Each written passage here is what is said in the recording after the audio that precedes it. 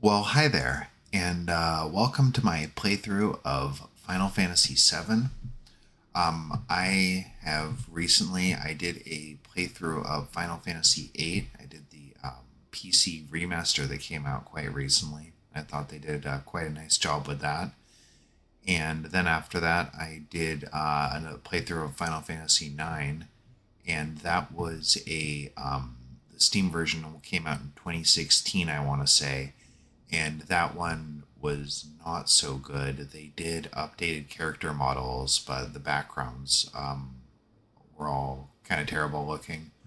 So I used it's called the Moguri mod, and that was they took all the like original like JPEGs or whatever format file they are, and they like AI upscaled them a bunch of times. They looked like a lot nicer in HD.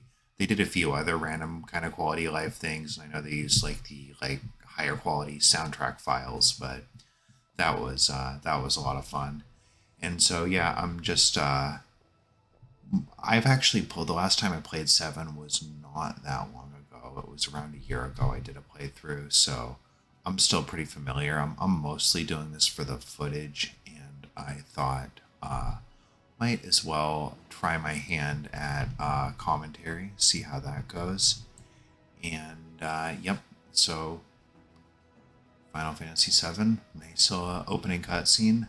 Um, get to see, get a hint about the world of Midgar and kind of how highly industrial it is. And you see all those, Mako towers, polluting the air and all that stuff.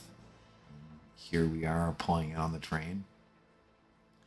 Yeah, really, really good opening to a game. I'm personally a little more.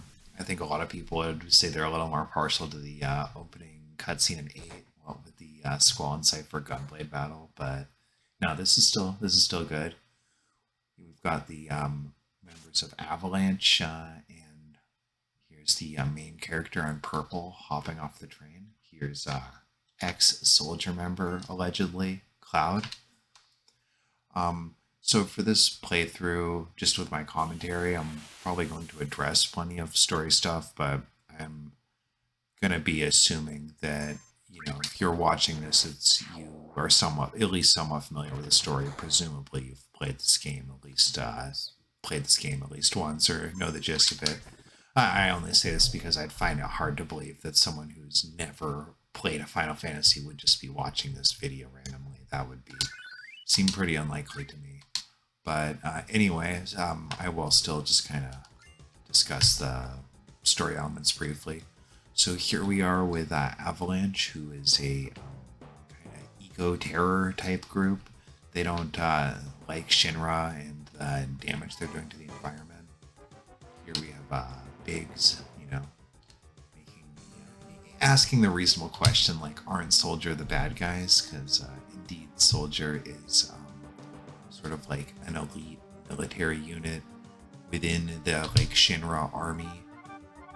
They are like a corporation or like an energy company, but of course they have a military. So could it go any other way?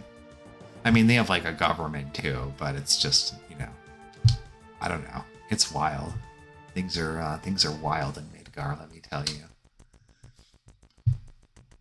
But so anyway, good old Cloud, he's definitely kind of a loner, and just wants to get paid, and he'll people like to talk about Squall's kind of detached, sort of angsty dot dot dot whatever, but Cloud definitely has a very too cool, don't care kind of attitude.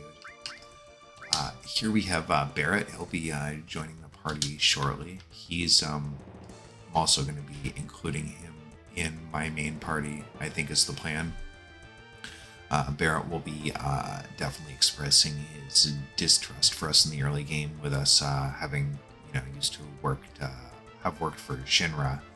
Uh, Plenty of people, though, in Avalanche, of course, don't like Shinra in general, but as we will later learn from Barrett's past, he especially doesn't like Shinra. He's kind of got some firsthand experience with how they can go back on their word, or how they might be willing to, just to give a random example, like blame your hometown for damage to one of their reactors, and they might burn it down, and they might shoot your arm off, you know, just to throw out some random examples for the kinds of things that Shinra activities they could engage in.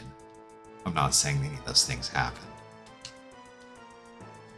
Alright, just killing some guard dogs and some Shinra, just basic Marines, like basic infantry, who I do enjoy the designs of a lot of their military stuff. They've got some kind of neat uniforms, and I like the animations of those kind of soldiers. They're like submachine guns, and I like them. The animation where they deck you with the baton is pretty sweet.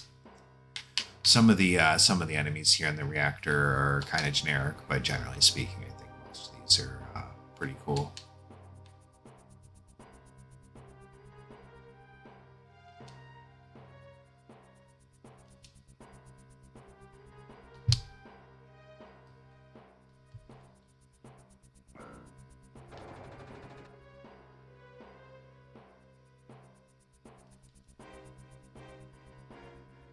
So I had, when I was, I did kind of like a dry run to sort of make sure everything was working tech-wise on this game, and his like, oh, think of how many people risked their lives for that code, which led me to wonder if that was maybe like a, you know, Star Wars reference. The characters Biggs and Wedge appear in a number of the Final Fantasy games, and they are the names of X-Wing pilots in Star Wars, so... And there is that famous line in Star Wars about, you know, people, you know, like dying to give the code or whatever. So I don't know for sure. I don't know for sure that's a reference. You know, I wouldn't be that surprised if it wasn't, but I rather suspect it is. So Barrett is gonna, on this elevator ride, good time for him to continue to tell Cloud about how the planet's a dying. Cloud says just wants to get paid. That's all he cares about. Barrett does a lot of emoting by shaking his arms. He's got a couple of arm flailing type animations he loves to do, and you know, he's very passionate and very animated about a number of things. So we descend further into the reactor. This is I mean, you know, it's a JRPG. You're gonna get generic enemy design at a certain point. I've always thought these like laser tripod thing, not even a tripod, but these laser like, they kind of look like lamps, I guess. It's like, I've always thought they were a little bit uninspired, a little generic, but you know, they can't all be winners. They can't all be like that sweeper, who I am very partial to, the robot. We will, if we don't bump into one here, we'll probably bump into one in the next reactor for sure.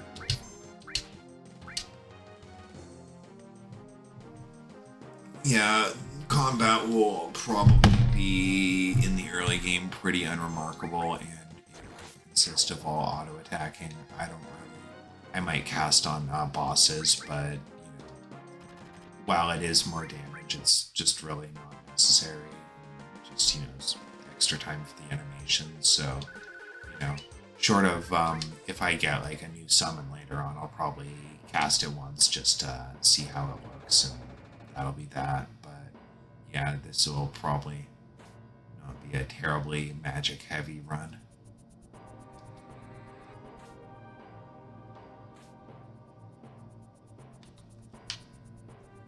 Seven's got the nice I think 7, 8, and 9 all have the, if you hit the back or select button, you get the arrow over your head.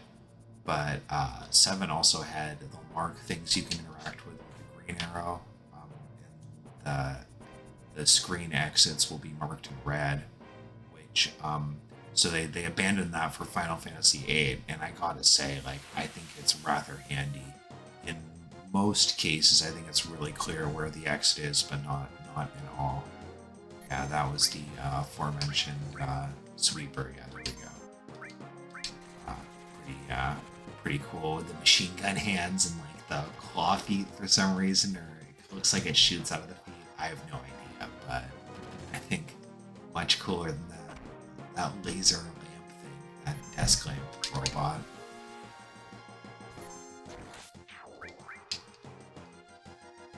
I'm sure whoever works at Shinra that designed this guy, everyone thinks that the sweeper designer is a cool guy, and the lamp robot guy, everyone probably doesn't command much respect.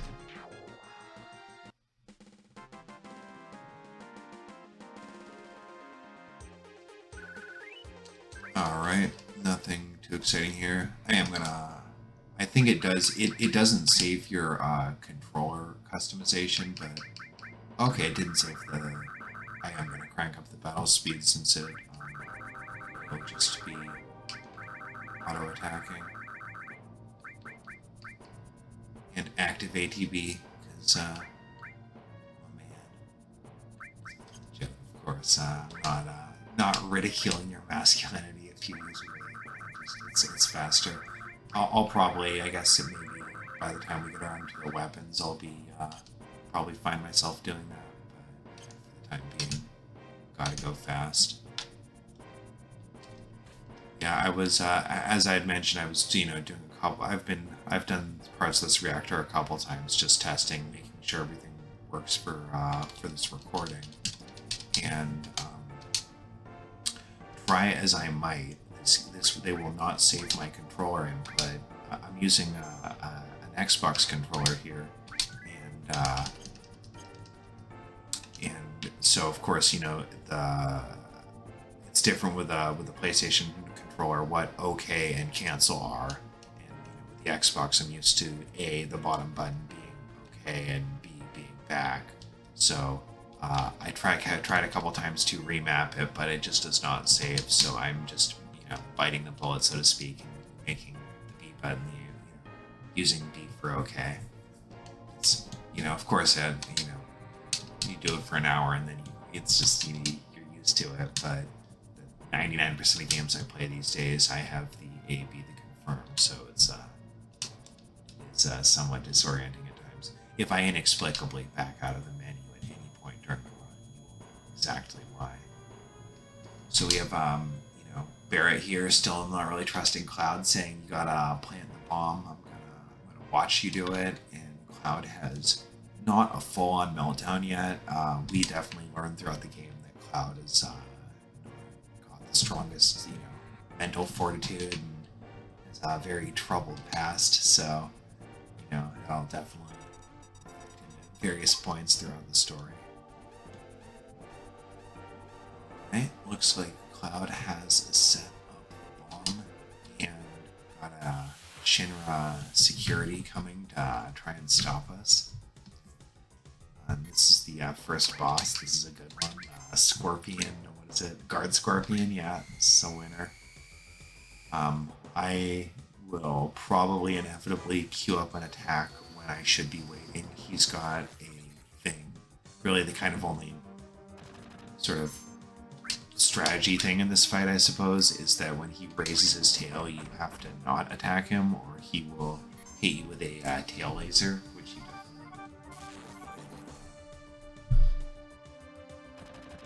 I will be, as far as limit breaks in this game goes, I will be spamming them out as soon as I get them. There's 4 levels of limit break in this game. Level 1, 2, and 3, there are 2 limit breaks per, and then there's your ultimate level 4, there's just the 1. And so, to unlock the second limit break in each level tier, you have to cast the first one X number of times, so it behooves you to just spam it out. The second one, just that'll be a little ways down the road, but the second one is based on kills you get, which is it's specifically looking, oh, there we go. Call myself with one of them. At least I think Barrett's gonna do his thing though.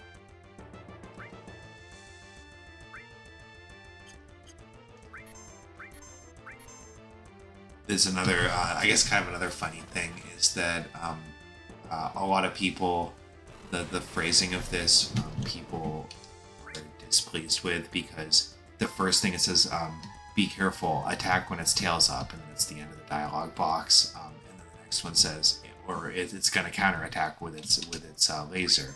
So if you just read the first one, attack while its tail's up, you might read that and think, okay, Barrett, aye, and then get counterattacked. So it's never overly bothered me, but I've seen this point brought up quite a few times, so I know that it's definitely something people are not nuts on.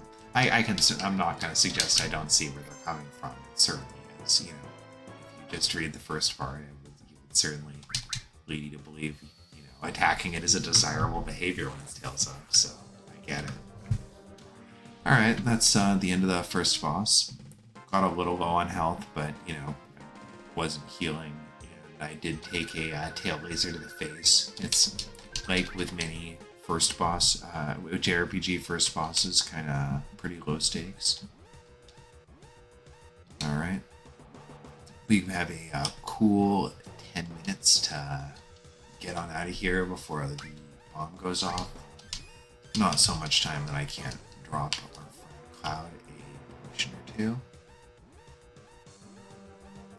Yeah, it's I think this is kind of just true of video games in general. Usually when they give you like a timer like this, like, oh, the building's gonna collapse, usually they give you ample time, and this is no exception. You would, if you were making any concerted effort to get out of here, there's no way you would run out of time.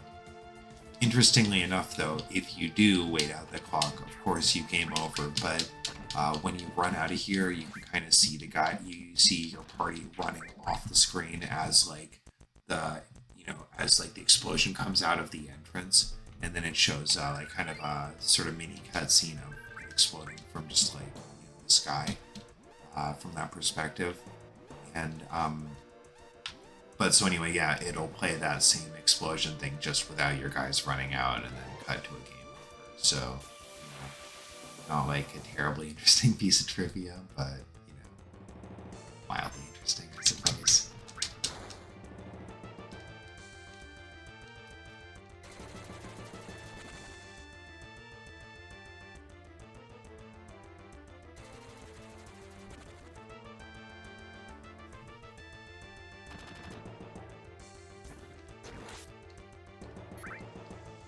Yeah, my boy Sweeper, he'll take a few hits to take down, not like those pathetic lamp laser guys that just die in one hit, even at your initial level. Pretty embarrassing stuff.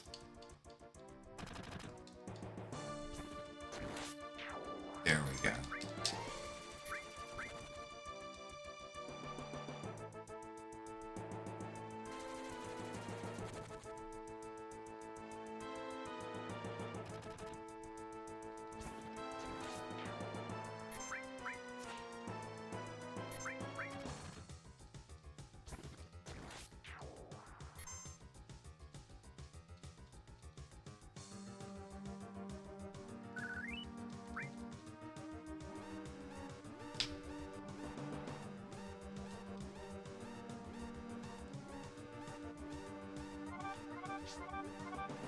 See our, I guess, squad mate at this point, perhaps, Jessie.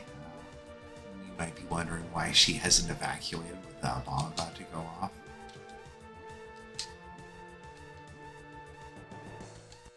In fact, learn her leg is stuck, and she jumps clean over you, and up the ladder she goes.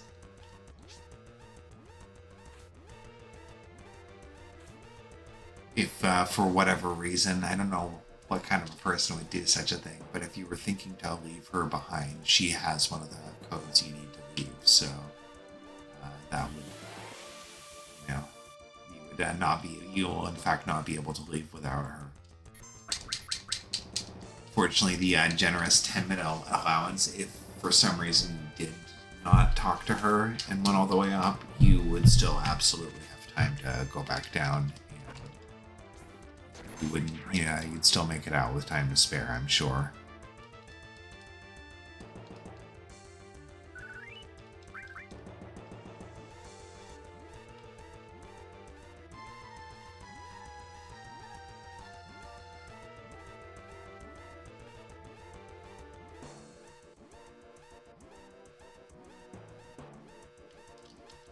Alright, and I'm going to be very careful not to press the B button again at the top here.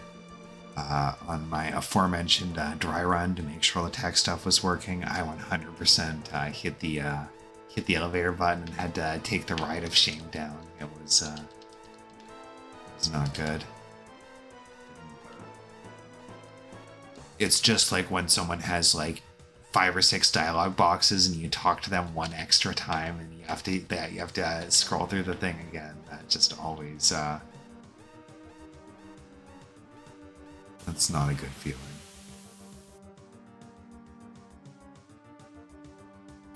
Oh, I got the back attack myself. I don't recall if I mentioned it this time or in. I actually did this first reactor and I had a recording mishap, so you know the sound of the game worked fine in the game footage, but none of my voice. So obviously I had to redo it. So I'm not sure if I mentioned it in this one yet, but if the enemies back attack you, you can in fact tap the escape button, and then your party will do like an about phase, and if you are in fact quick on the draw, then you can, you'll never get back attacked. So yeah, this cutscene here where you see them running out the side, you would just see this explosion if you ran out the time, but no one ran out. You of course could see the character models in this cutscene. It will do it for the beginning of cinematics. I've been noticing with this. I think this is something related to the mod, which I don't believe I've mentioned yet. I did mention I did the Moguri mod for 9. I am doing the Steam version of this, which I want to say came out in 2012. I could be mistaken there, but it was like pretty much a straight port of the PC thing. So yeah, I am using, there are several graphical and such mods for Final Fantasy VII. I'm using the Remako one, or I guess Remako would make it sound better. But I believe it's functioning. I'm not certain. I haven't done any like extensive comparisons, and it's not like there's a helpful thing where you boot up the game and it says, oh, Remako enabled or something. So, this could, I'm using statements like this to hedge my bet in case it's like an Emperor's clothes thing, where I'm like, wow, these textures are so vivid and stuff, and it's just the regular version. That would be embarrassing. So I'm hedging against that by saying, I don't know.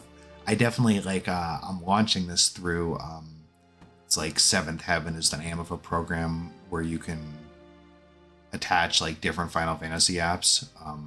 But I believe it works, but I am not certain, I guess is what I'm saying.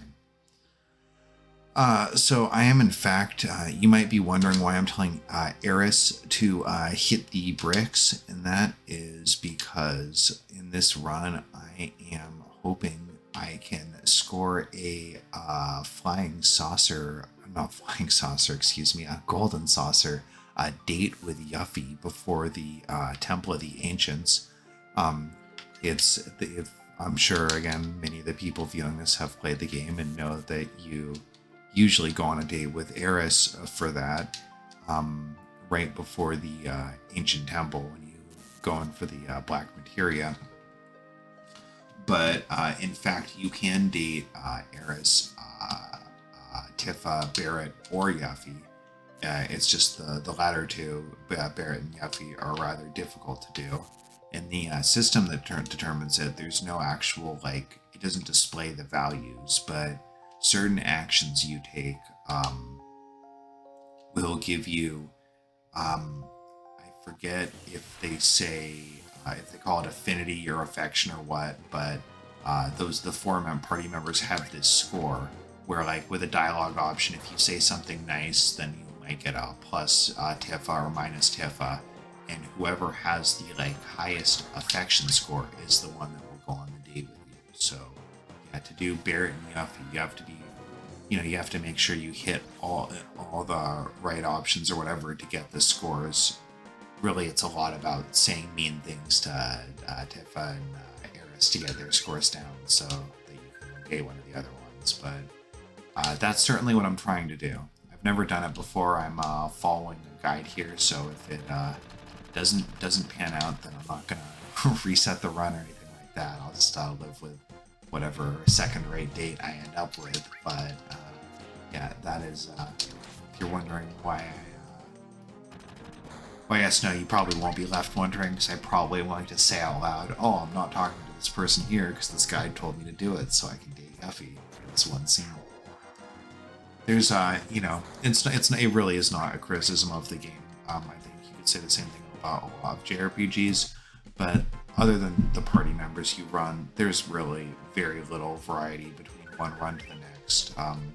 And I'd say versus a game like 8, where it's not just the party, it's what kind of things you're gonna do. You know, there's all manner of ways you could refine certain magics early, and then there's what order you might learn the Guardian Force skills and which Guardian Forces you're going to assign to which party member. So not like it's a crazy amount of variety, but I feel like one run to the next can be a lot more different from 8 versus 7. It's really not necessary to fight these guys. You can just run away from them and get the same end result, but might as well. I'm going to get healed at the end of this anyway, so it doesn't matter one way or another. That's the kind of the main point.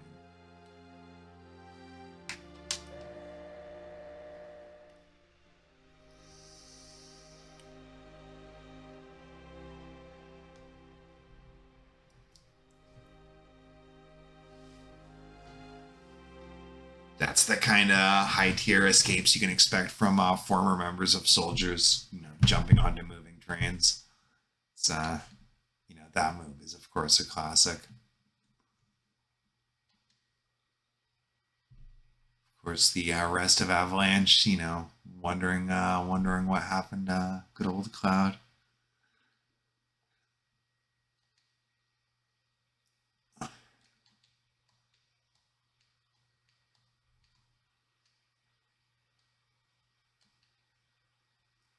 Other than Barrett, who's of course incredibly suspicious of Cloud, the rest of the members of Avalanche are quite taken with him. I think they really look up to him and just, wow, Cloud Senpai, oh, he's so cool.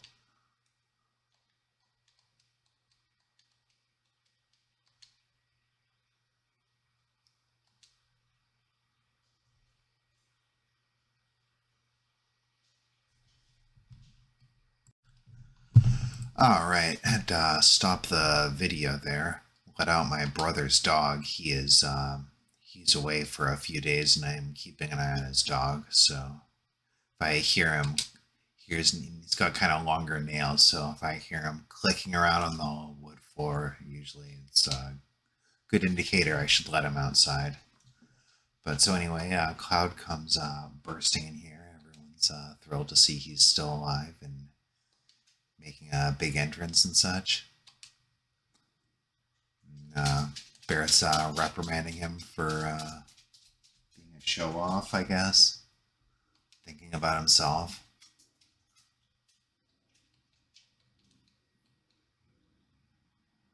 And Barrett does his kind of arm flailing move he loves to do. It's a classic.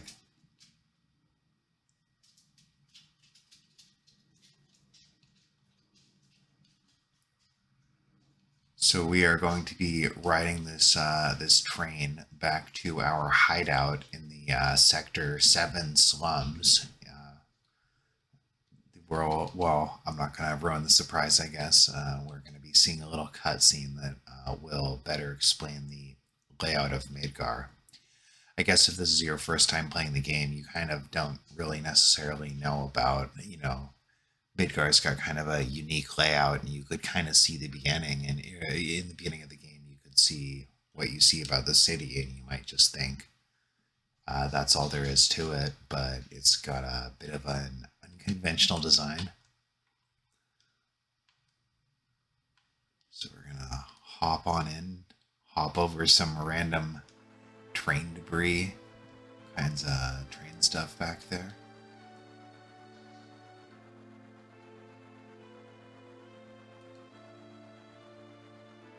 Our standard time. I don't know that I noticed that before. That's funny. So I guess, maybe it's an hour ahead in Junon or something like that.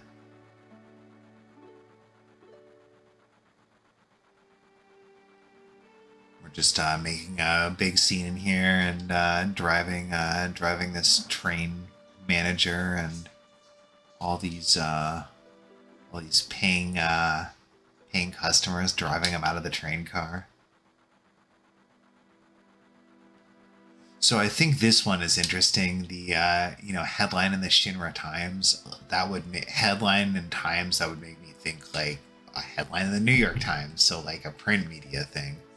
Um, but that would be insane because how would there be a print? You'd think it would have to be suggesting it's like a digital, like a news media type thing report, because this just happened like 10 minutes ago or something. So you would be thinking. It would have to be that. But yep, Shinra Times.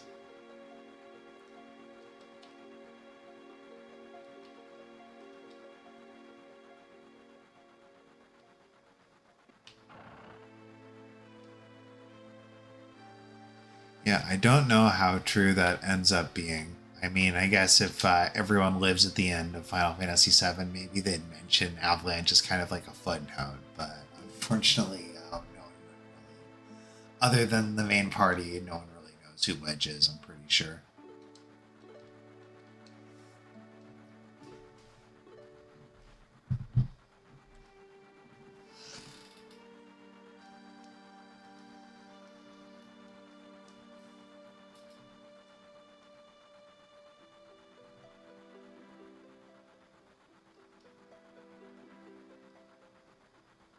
So yeah, I guess there's just a like informational monitor console at the end of trains. They kind of, I mean, it really doesn't sound that insane.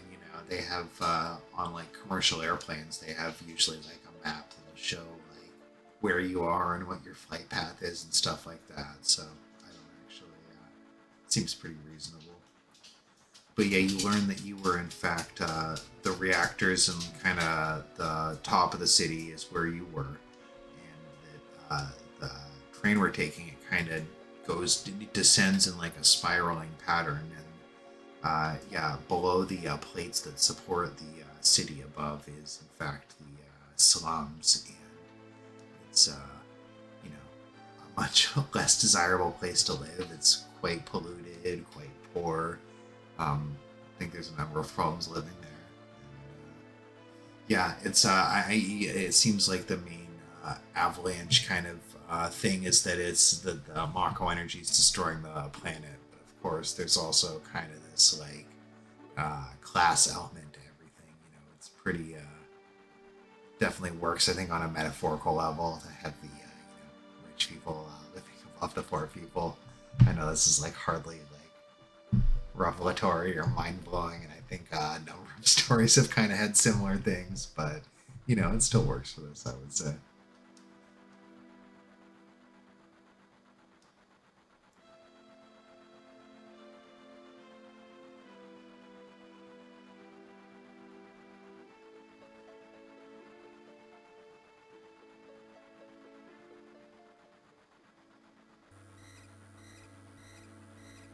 Speak of the devil.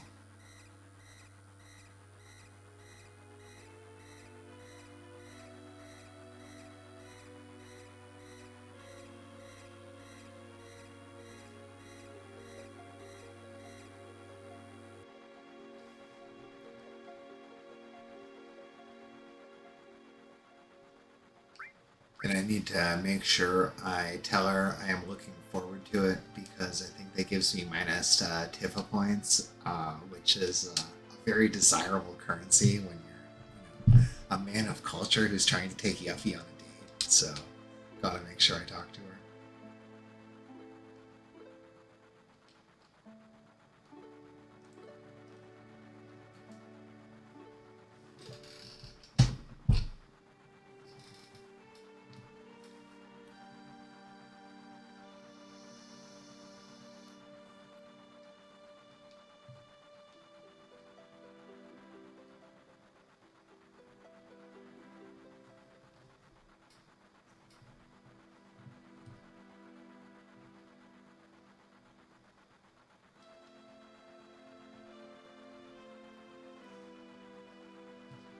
It's pretty interesting. They're referring to the plate that the that the reactors in the city is on as being a pizza. Some kind of profanity, probably an effing pizza, but you never really know. Barrett will do the, they'll censor all of his profanity with asterisks and such, and so you never necessarily know for sure. But I actually, so the one of the guys that work, like the mayor that works in Shinra that you meet, that you can, if you guess the password, you get the elemental material. Is materia, excuse me, is named Domino, and apparently that is like a reference to the pizza thing, like Domino's Pizza. I never actually knew that was a reference, but I was reading some Final Fantasy trivia a number of years back, and that was one of the things I heard, which I guess I never had it confirmed, but it seems plausible enough for me to take it as true. Usually, if you read something on a message board on the internet, it's probably pretty credible. The person that typed it wouldn't have any reason to make things up at all. So I usually take most of the information I receive on the face value. Here we are at the train graveyard. Passengers sauntering off, happy to be back in the slums. I could see why the party would be, why Avalanche would be jumping off. They got away with, I'd say their mission went off without a hitch. I mean, they were planning to bomb a Mako or Mako reactor, and they bombed that reactor good. And they are home free. Don't y'all be scared of that explosion.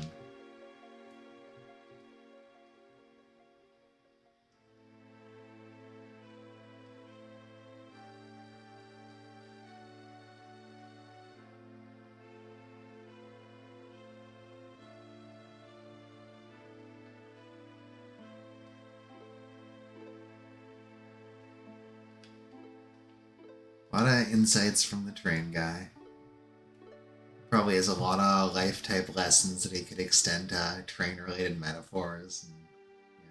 So this is an area we'll be coming back through in the next few hours. The train graveyard.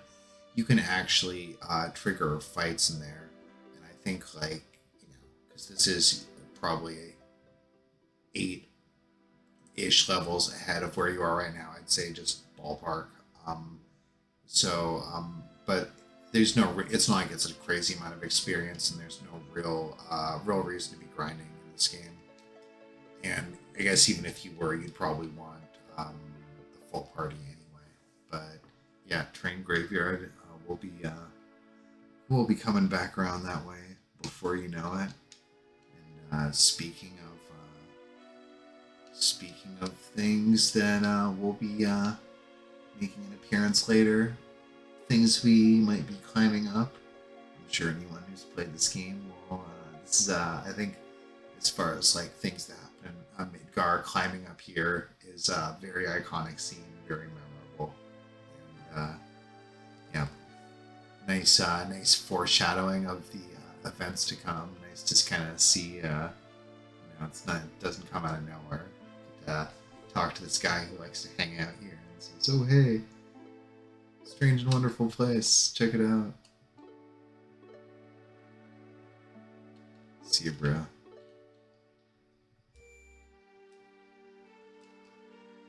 Might as well drop a judicious save here. Just, start from the beginning and had a couple of failed attempts for various technical reasons. Nothing like me dying or anything like that.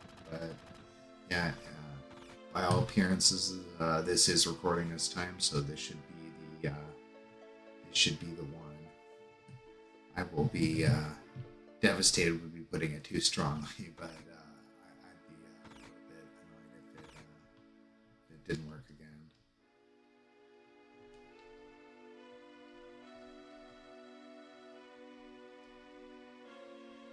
Barrett's definitely got very little qualms about kicking people out of things. He goes into the train car and a bunch of people leaves and goes into the bar and kicks everyone out. This guy getting blitzed on those homemade cocktails. You know, very relatable. Homemade cocktails, they really do sure do creep up on you. And when I find myself blitzed, I usually wave my hands like that. Very relatable. So I guess I'll just go ahead and roll on into the bar.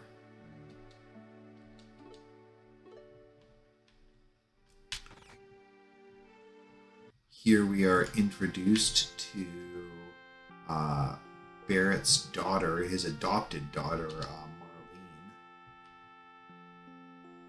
who is not happy to see Uncle Cloud, who she obviously never would have met. So, but you know, some people do that where it's like Uncle so and so, like, you know, adult friend, adult family friend, oh, Uncle whoever.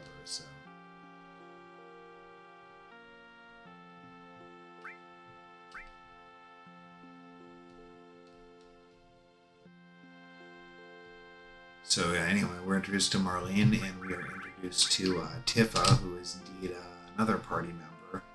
I am not going to be using her. She's kind of like not that great. I think she's not terrible though.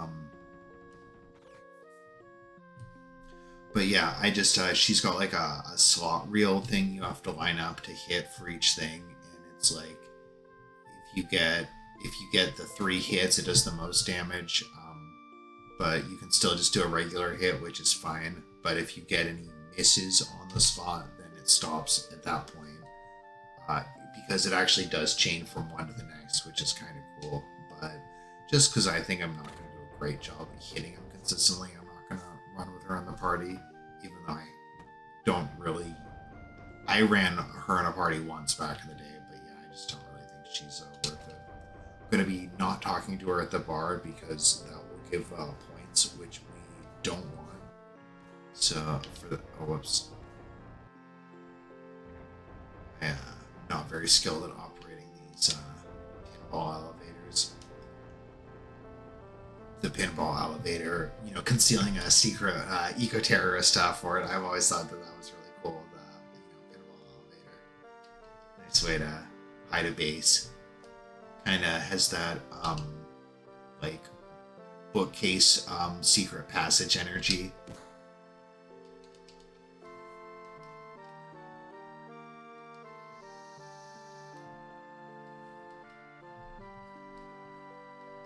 Barrett and Cloud continuing to argue about things, and I've never quite got what Biggs is doing here, but he gets like comically like punched into the screen. Like it's Smash Brothers or something. I've always thought that was funny.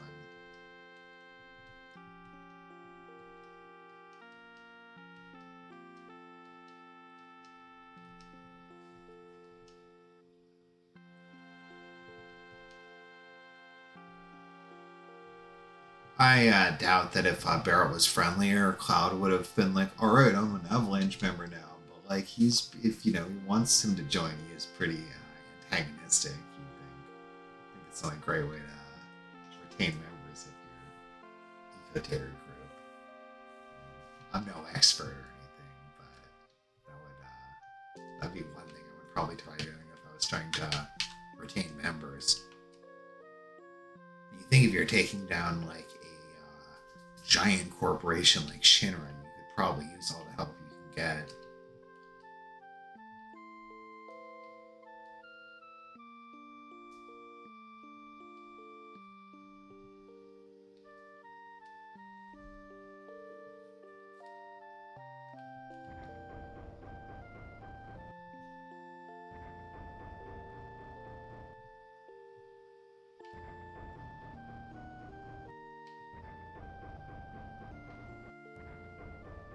About to enjoy a flashback here.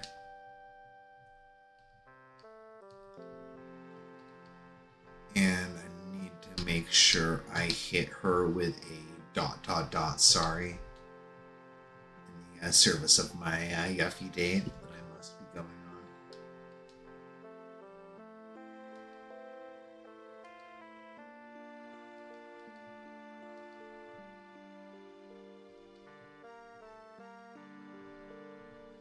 on. Tifa's just laying that guilt trip on thick.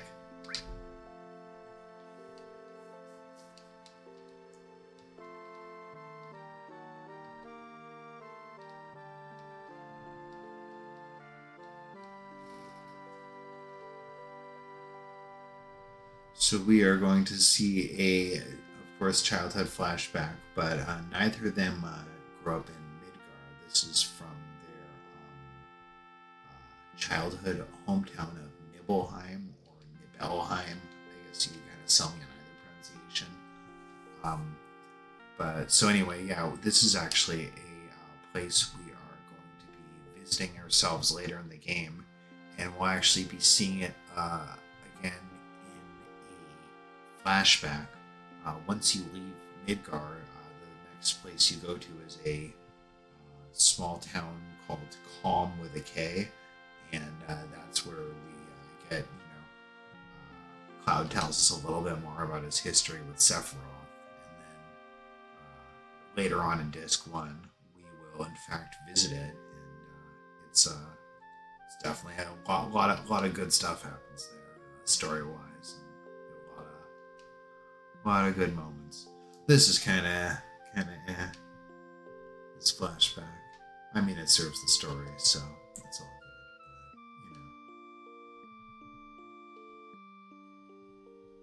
But Plus, I've always thought it's kind of funny how this character model, like Tifa, seems like about as tall as she is as an adult, but Cloud's definitely like a little manlet by comparison.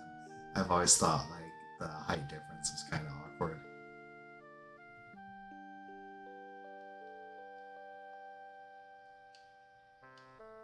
This is the first time we get a reference to Sephiroth, who is indeed rather important to the story of Final Fantasy VII. Definitely appears a time or two.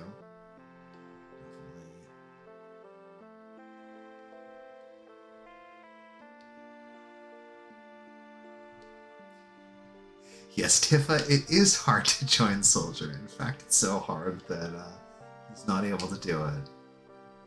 At least not in the traditional sense.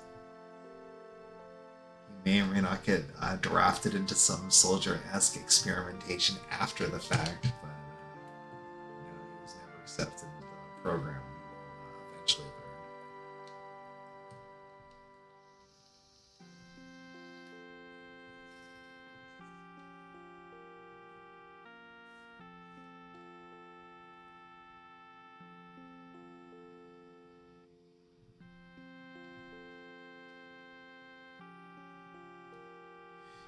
Now that I think about it, because he'll try and say, "Oh, but I never was famous," and she says, "Oh, but you still joined Soldier, so that's close enough. So you have to help me."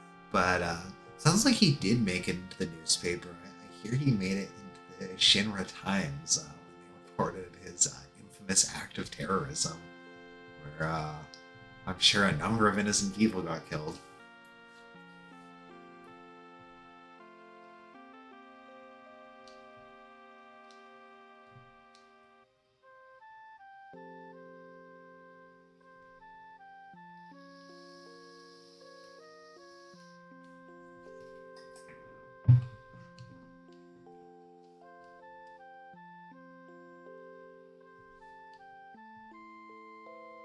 He's definitely not a hero. That is correct. Fact check correct.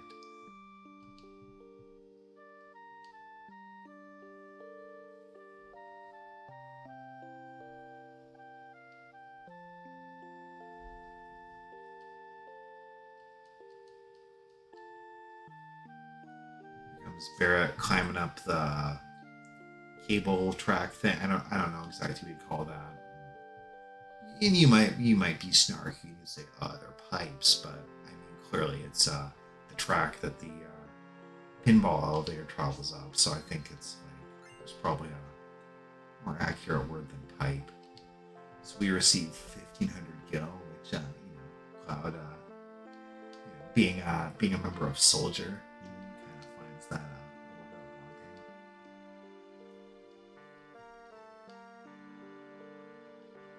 But it clearly can't be like that low because he's, you know, he'll be one step off for the next one.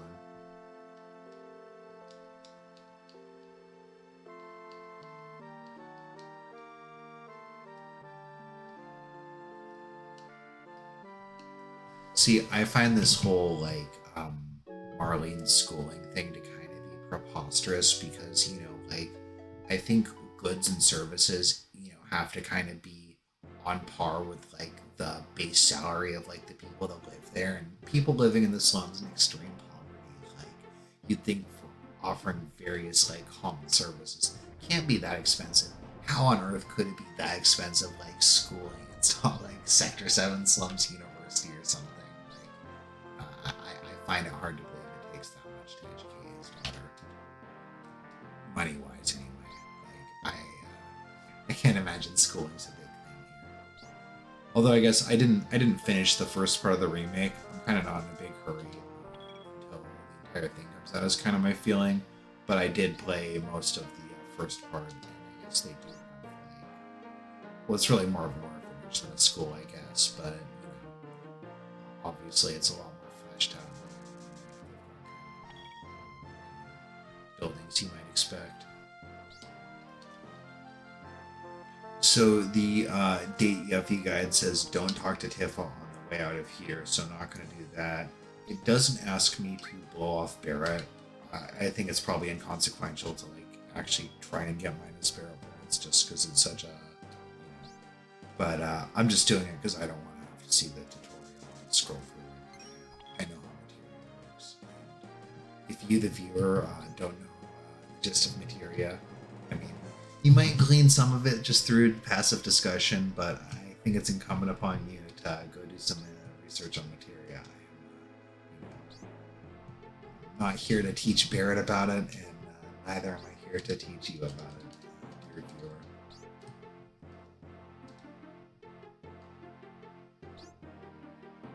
Also, why does Marlene need schooling if she's capable of watching a bar and mixing drinks?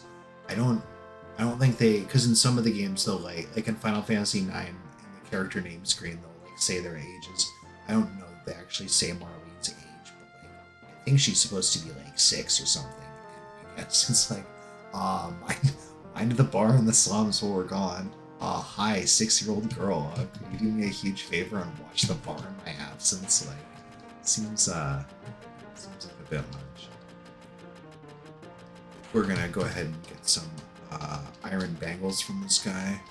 It's not, you get upgrade, you know, you can definitely find upgrades, but you know, it's not a huge object in this game, and no reason not to.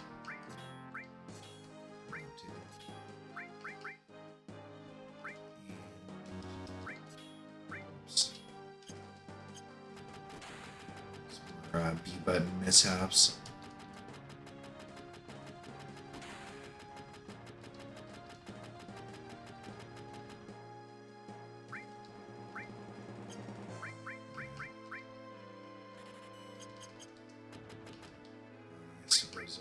Forgot to equip Barrett's new equipment. This was dropped by the Scorpion Guard Scorpion.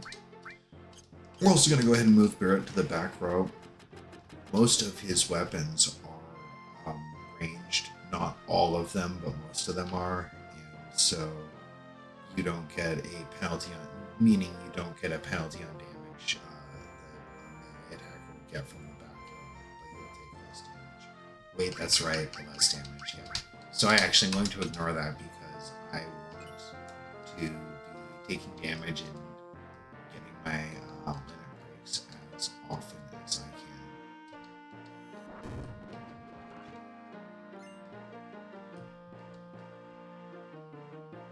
can. And talking to these guys is really just for fun or for flavor. They just like, they flex and you know, they say like, oh, senpai, teach us about battle, and Cloud says, we'll pay you, and Cloud says like, I'll give you some pointers, but actually I will talk to him because he says something like, oh, I can rap with you. He has some phrase like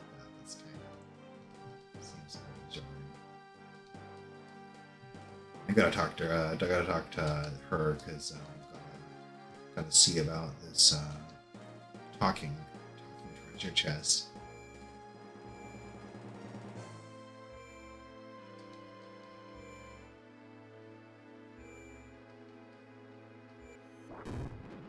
Look at that, a talking treasure chest. What a world.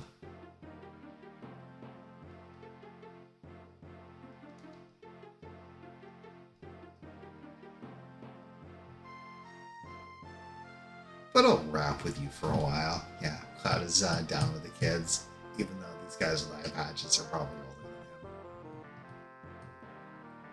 than him. So I think Cloud and like a lot of the main characters are kind of supposed to be in their early 20s.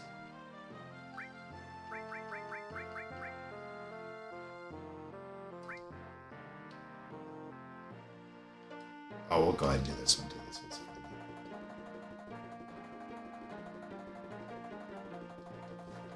If you were not aware, canonically, small children also have limit breaks.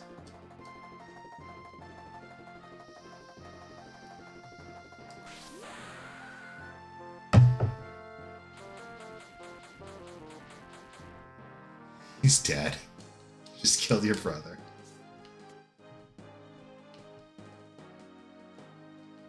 Yeah, that's everything. The all materials are very handy for a number of things. We are gonna visit this gentleman here and maybe sell a few ether, get a few material.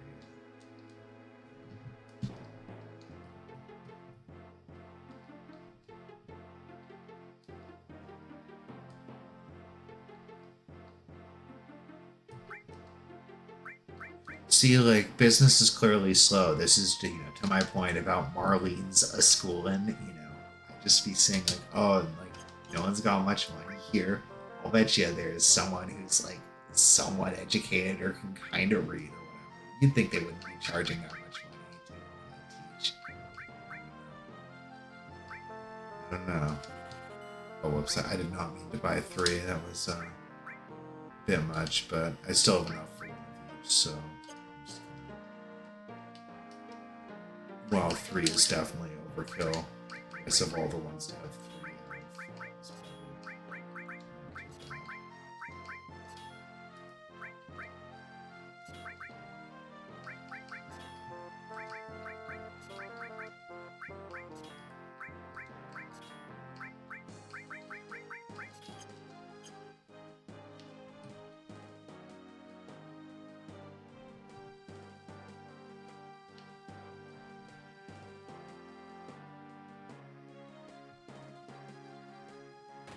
Alright, off we go.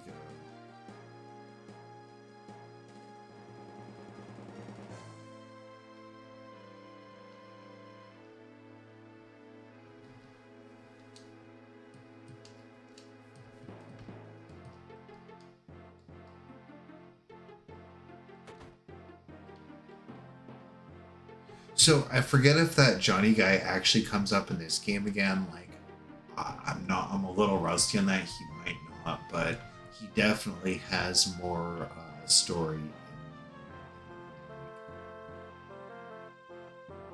I'm still like, I kind of want to wait until they do the last part of it, and I'd probably need to do another playthrough and really think about it. Like, I was enjoying it overall. At least like the story stuff they added, I thought was all fine, except for that whoever that random guy you fight on that motorcycle is, that bad guy they added. I don't know what was going on with that. That felt so Kingdom Heartsy. That was really embarrassing. But overall, I thought it was pretty solid. I'm just not nuts on the kind of action angle that so many JRPGs are taking these days. It's just very like Kingdom Hearts, Final Fantasy 15, like pseudo action RPG like kind of stuff. I just not really my cup of tea.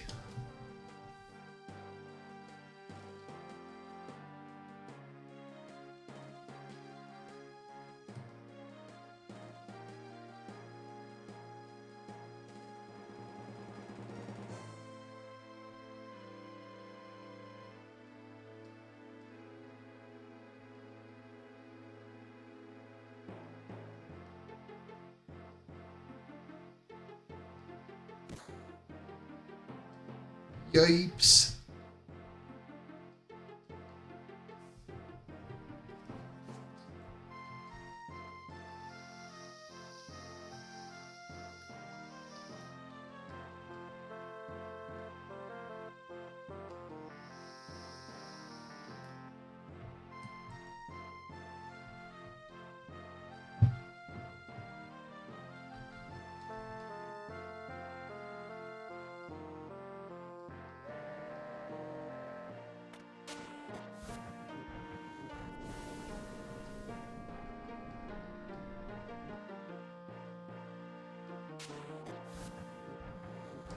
All right. So anyway, we are starting our next mission here.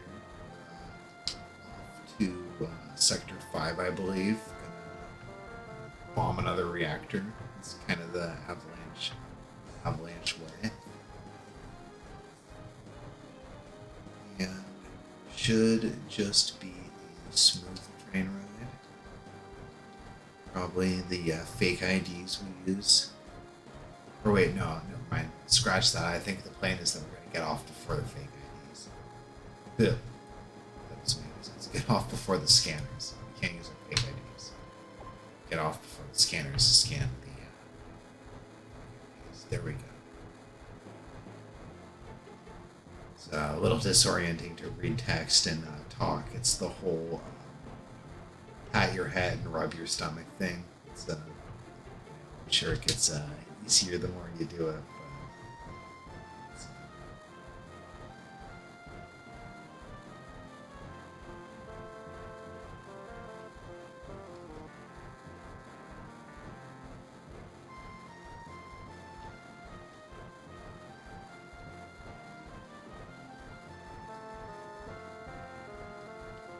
I think that guy gives me like a high potion or something. There's a few items you can get when you're escaping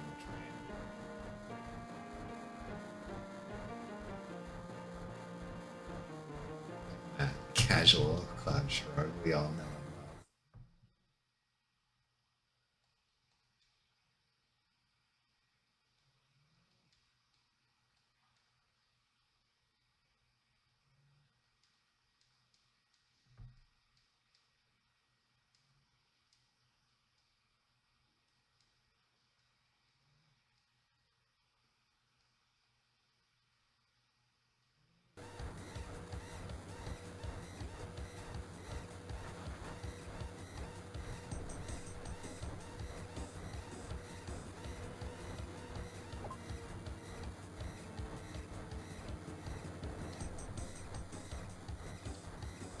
So this is kind of one of those interesting segments in that you can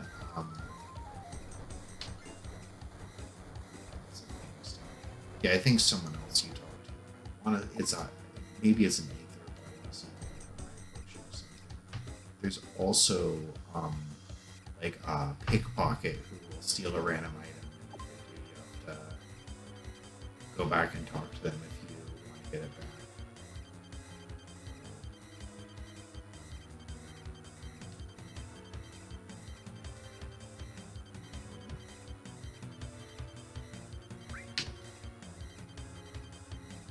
Oh my god, why is it so slow? Okay, well, I'm gonna do a little extra walking.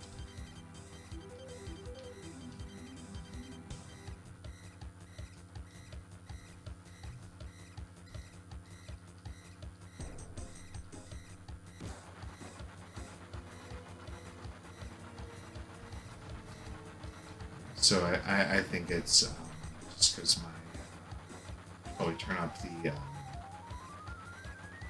dialogue speed here.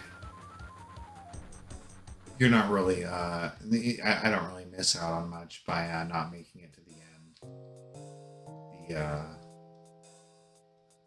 The only thing is you get to see Biggs and Wedge and Jesse all wearing disguises, which is kind of funny, but it is not so funny in Gonna Reload. It's not that kind of funny. I'm gonna go ahead and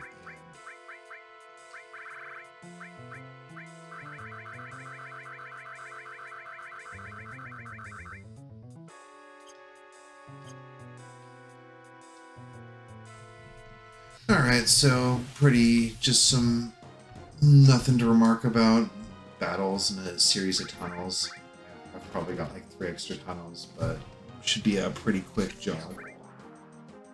Just to be auto-attacking and limit breaking when it becomes available.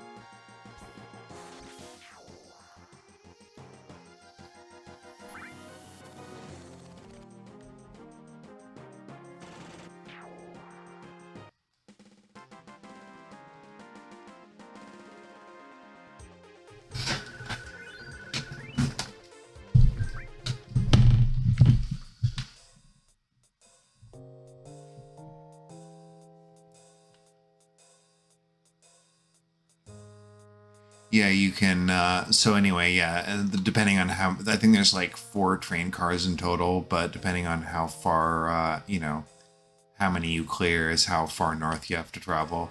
You can actually travel all the way south, and there's like this guard window, and every time you talk to them, it just triggers a random encounter with those. It's been a while since I've done it, but I think it spawns those not like the Shinra Marines, but those guys in the full masks that have like the laser hands. I think you just can fight those guys endlessly, but you know, no reward or reason to, so.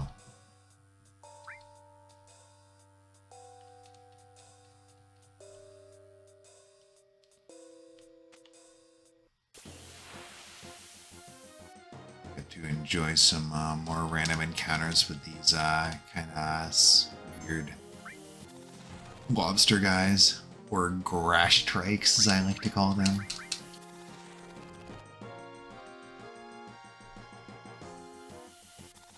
Kind of an interesting design. You got the scorpion tail and kind of like some praying mantis looking claws, and like almost like a excuse me, almost like a bird beak or a mosquito beak or something wild.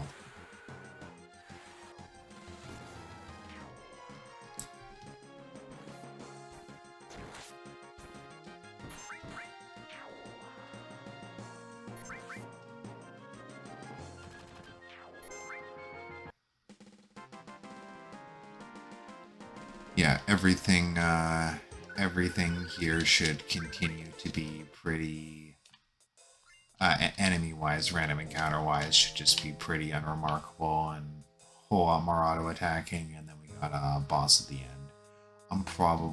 I think at this point I'll probably be, I'm gonna try and keep each episode to or part rather. I don't really know why I would consider these episodes, but it doesn't really matter. I kind of keep them to around an hour, so I'm probably going to quick chat with Wedge here. I'm probably going to cut it off at like the save point before the boss is what I'll do.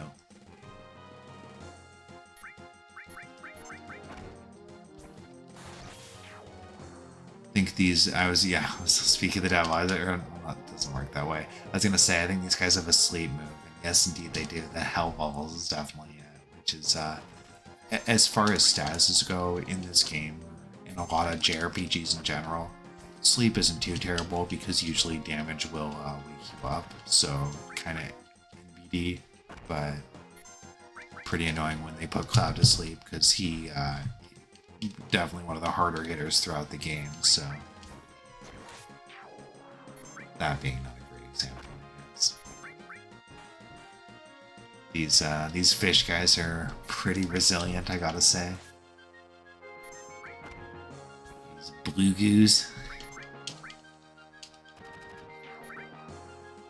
Yeah, I can definitely remember like what a lot of enemies look like or what kind of attacks they use, but they've got some pretty wild nonsense names for different enemies in this game. So if you were to put a gun to my head and say, what do you call those fish guys in Enemy 5 and Reactor 5, Sector 5, I'm not going to be like, oh, you mean the Kluboos? The guys that use Hell Level? Yeah, definitely some pretty wacky names.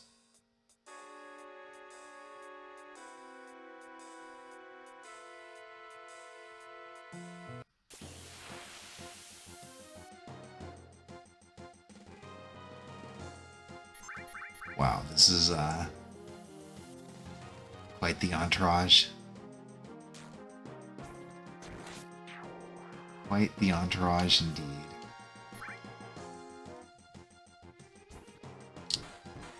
Now the real question is, what do you call these seahorse guys? I gotta check that.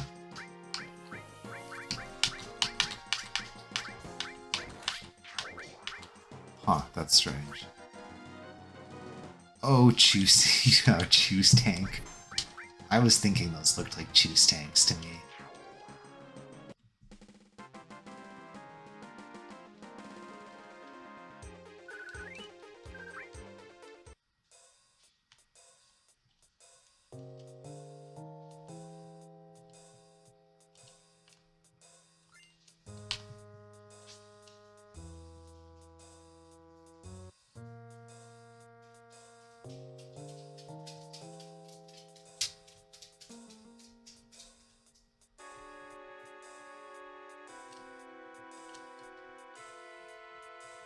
So I forget if there is one more save before the boss, but I think at any rate I'm going to drop a judicious save here and say this is about an hour. But I hope to catch you for part 2, where we will be surely committing more acts of terrorism, so stay tuned.